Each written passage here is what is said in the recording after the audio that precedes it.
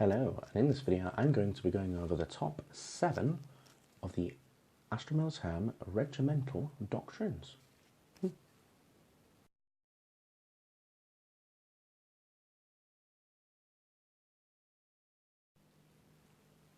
So, here we are. There are 7 on the list, and I'm going to start with my personal opinion, the worst, and then we're going to go up to the best. Again, personal opinion. So the first worst, or number 7, is going to be Mordians, and the reason for this is, I will read the thingamabob from the codex. So it says, if the base of every model in this in an infantry unit with this doctrine is touching at least the base of one other model from the same unit, the unit has +1 to leadership. You can add 1 to hit rolls for for models in that unit when firing Overwatch. You can add 1 to hit rolls of vehicles with this doctrine when firing Overwatch within 3 inches, or of 1 or more other friendly vehicles. So, it's good if you're being assaulted, but if you're going up against, let's say, Tau, or someone's, you're going to shoot your car, and someone's just going to sit back and take loads of shots at you, that Overwatch thing's not going to kick in. I think it's too passive. This is my opinion. I believe that the +1 leadership is pretty good. Yeah, that's cool. Don't get me wrong, they have other orders and stuff which pretty much bring it up to relative speed. But basically, for that reason, it's sitting at number 7 on my list. So, number 6 is actually going to be, I've written the wrong one, but I know which it is. It is the Valhallen. And it's grim demeanour. Infantry units with this doctrine have the number of models that flee rounding up if they take a morale test. Vehicles with this doctrine have the damage table double the number of wounds they have remaining for the purpose of determining what their characteristics are. So that's good. Again, that's kind of like a background thingy, which is alright. The vehicles one, but the other one, again, for me,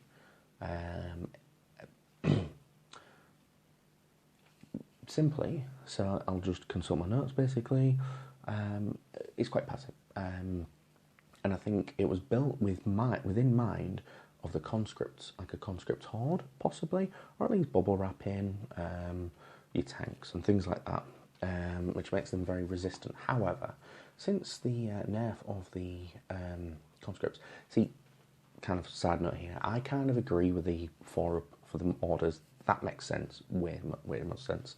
But the fact that they're now the same amount of points as an infantry model, what's the point in taking them? You just have the same amount of models with infantry. Fair enough, they're not in the same squad, but, they're going to fight better. Anyway, tangent gone off on. So for that reason, it's too passive. You can't really build anything around it, and I think it was cool before, but now it's kind of like, meh. So, number 5 is, in my opinion, is Armageddon. So, let's read the doctrine.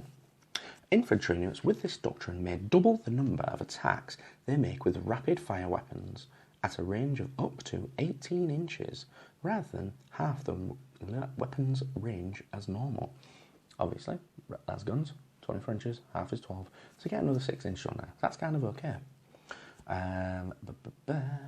Range is normal. Vehicles with this doctrine treat attacks against them with an AP of -1 as being basically being 0. So it only applies to -1. It doesn't say as an example.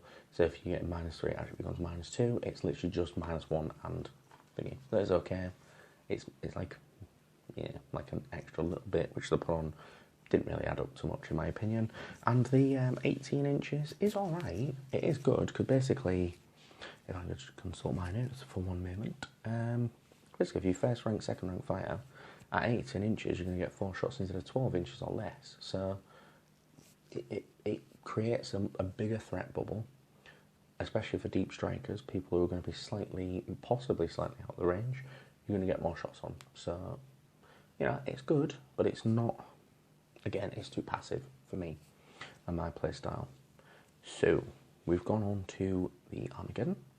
We've now got on to number 4 on the list. This is scions. Let me read the thing here.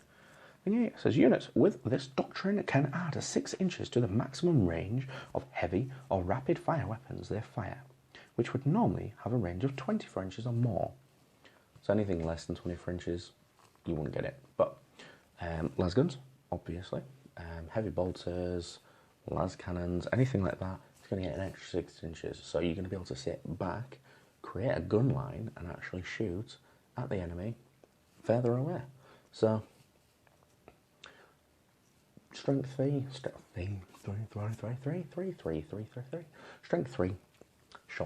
at a great distance. Cool. And better. So that's kind of cool. I agree with that one. Jolly good. So we're on to number 3. So this is my opinion again. So, Catachans. Let me read. Infantry units with this doctrine add 1 to their strength. In addition, they can add 1 to their leadership characteristic if they are within 6 inches of a Catachan officer. That's good. Each time a vehicle with this doctrine fires a ranged weapon that makes a random number of attacks, heavy D6 or heavy 2D6, etc., you can reroll 1 of the dice used to determine the number of attacks. So that's cool. So like heavy flamers on tanks, things like that, or even the battle tank itself, you get to reroll 1 of the dice. That's cool. +1 to leadership, that's good. It makes sense. Fluffy wide, it's cool. I like it. I do. I really like that. And the +1 strength. So this is where it becomes a tactic you can use. Obviously, voice drones again. You can set up an army about that. You can get them further back and still get your shots in. Catachans, you can build. You can keep a relatively decent horde with decent leadership. A better leadership is probably more accurate. What you can do. This is my little note. So Catachans, strength 4. Yeah, each 1 attack. However, if you put them near Strachan, obviously a decent amount within that range, and you also put a Ministorum Priest, that's the one, you also get another attack. So that's 3 strength 4 attacks, right? So even if you're sitting back, and anyone's coming up to attack you, they've got to deal with 3 strength 4 attacks per dude. So if you can get them within a certain range, create a bubble around Strachan, you've got a shed ton of attacks. That's pretty threatening. Anyone coming to charge you, in addition to standard guard. So obviously there's other nuances as well. So like having, is it Harker with his rerolling 1, so you're basically acting like Cadians, which is pretty sick in my opinion. These are the bits and bobs, but we're just going over the doctrines today. So number 2 on the list is Tallarn. So Tallarn, am I pronouncing that? Who knows? Infantry units with this doctrine can advance and still shoot any weapon type, except heavy weapons. When they do so, they will not suffer the usual penalty for hit rolls for assault weapons. Vehicles with this doctrine do not suffer penalty for their hit rolls on moving and firing heavy weapons. That's pretty good. If a Titanic vehicle advances, treats all weapons as assault weapons instead, so only gets -1. That's Titanic vehicles. You know, small games, you're probably not going to get that in. However, it's the heavy weapons thing that's the big thing. You can move your tanks forward.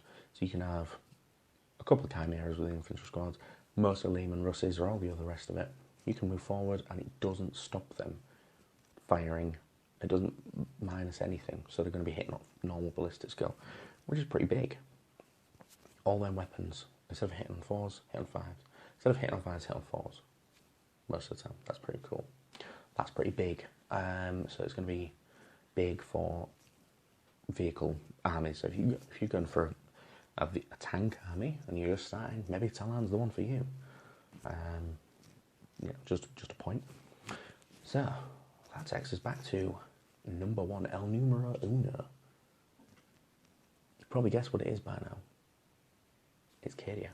So let's read Cadians. It is known as Born Soldiers. Basically, you reroll hit rolls of 1 in the shooting phase for units with this doctrine if they did not move in the previous movement phase.